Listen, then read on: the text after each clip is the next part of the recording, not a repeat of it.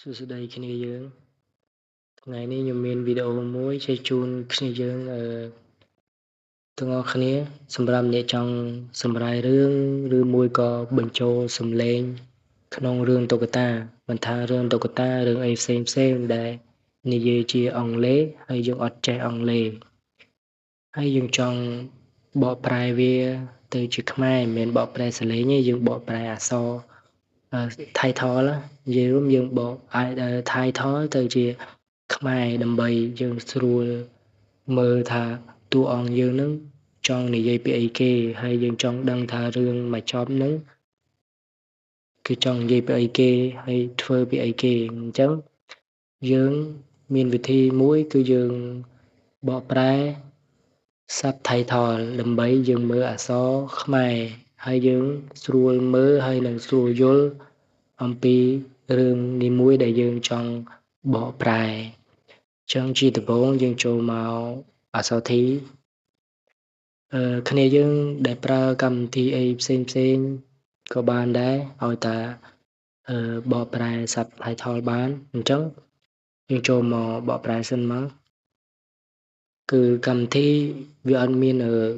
ខ្មែរទេហើយអញ្ចឹង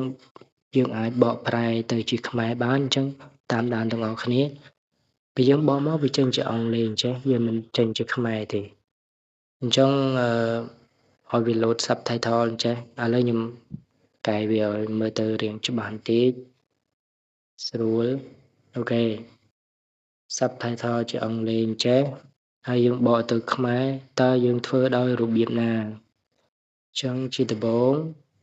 គ្នាយើងយកម្រាមដៃយើងពីរហើយយើងសង្កត់លើអេក្រង់ទូរស័ព្ទយើងឲ្យជាប់បន្ទាប់មកយើងអូសវាចុះមកក្រោម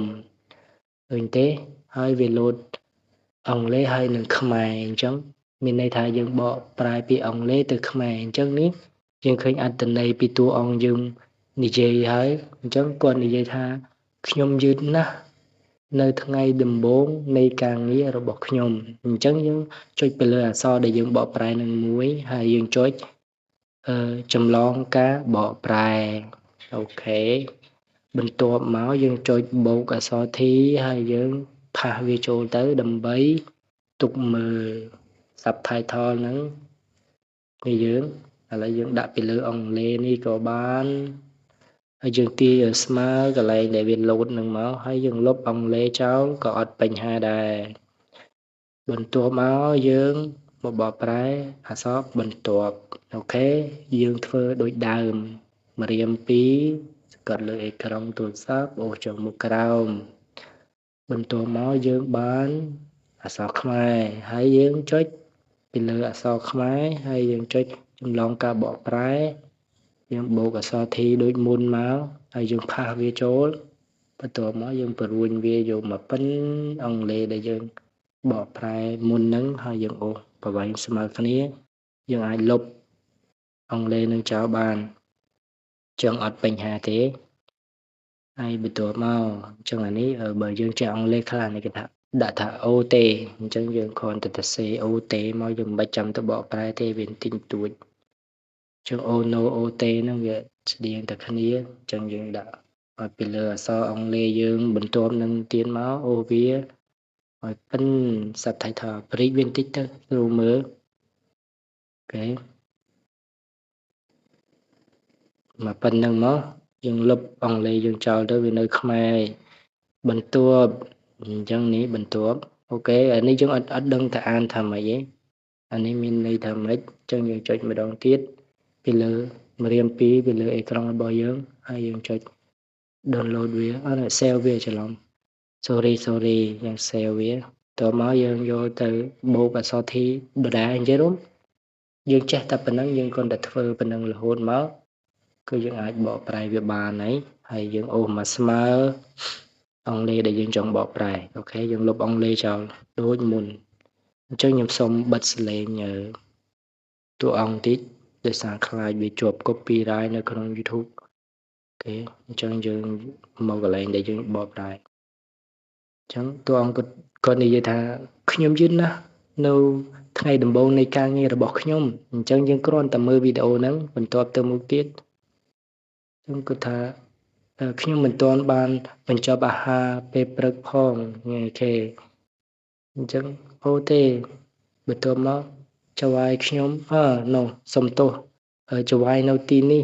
លឿនពេកអញ្ចឹងទៅហើយយើងគ្រាន់តែមើលទៅយើងបកប្រែតាម Subtitle នឹងដូចមុនអញ្ចឹងនេះគេដាក់អានេះតួអង្គមួយទៀតតួអង្គចៅហ្វាយរបស់យើងអញ្ចឹងគាត់ Hello សុវណ្ណនីអញ្ចឹងខ្ញុំអត់ដឹងទេអញ្ចឹងខ្ញុំបកប្រែទេមកខ្ញុំអត់ចេះអង់គ្លេសដែរខ្ញុំបកប្រែមកគាត់ចង់និយាយពីគេពេលខ្លះវាអ៊ីនធឺណិតយើង slow អញ្ចឹងវាអត់អាចបកបានទាន់ដែរឃើញទេអញ្ចឹងយើងព្យាយាមបន្តិចទៅអត់បានមិនអញ្ចឹងពេលខ្លះវាអត់ឲ្យយើងដែរខ្ញុំអត់យល់ដែរអញ្ចឹងយើងអាចធ្វើអញ្ចេះដោយសារយើងមាន subtitle ហើយយើងស្រួលទេយើងកន្លែងណាយើងបកអត់បានយើងចុចកន្លែងបូកកន្លែងខ្មៅដៃនេះមកយើង copy អានេះអូខេចុច save មកហើយយើងចូលទៅកម្មវិធីបកប្រែ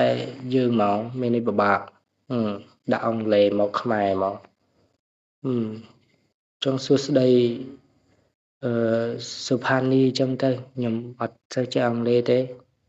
អញ្ចឹងឈ្មោះខ្លះគឺអត់អាចបកឲ្យយើងទេអញ្ចឹងយើងសាកទៅមុខទៀតមើលអញ្ចឹងវាចេះអូខេដូច្នេះថ្ងៃនេះជាថ្ងៃដំបូងរបស់អ្នកក្នុងនាមជាម៉ាស៊ីនអញ្ចឹងតែឃើញអានេះខ្លះយើងអាចបកប្រែបានអញ្ចឹងពេលខ្លះយើងអាចស្វែងយល់ខ្លួនឯងបន្ថែមទៀតវាមិនមែនពឹងលើបកប្រែសុទ្ធទេដោយសារបកប្រែក៏វាមិនត្រូវ 100% ប្រហែលដែរគឺយើងមើលពាក្យណាដែលវាមិនសូវត្រឹមត្រូវយើងអាចកែវាបានពាក្យណាដែលយើងចេះខ្លះយើងមើលវាទៅហើយយើងលុបអង់គ្លេសចោលទៀតទៅវាចប់ហើយគឺវីដេអូមានតែប៉ុណ្្នឹងទេពុកម៉ែបងប្អូនហើយបើមានលើសលុសឬមួយក៏ខ្វះខាតកន្លែងណាក៏អាចថាមិនបំពេញថែមក៏បានខ្ញុំនឹងទទួលយកហើយនឹងកែចំណុចដែលខ្វះខាតអញ្ចឹងមុននឹងឈានដល់ទីបញ្ចប់សូមពឹងអ្នកយើងកុំភ្លេចជួយចុច Subscribe ហើយនឹង Like Comment អ្នកមួយទៅហើយ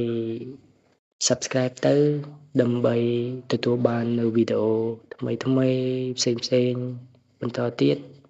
ក្នុងវីដេអូមានតែប៉ុណ្្នឹងទេជម្រាបលាបាយបាយ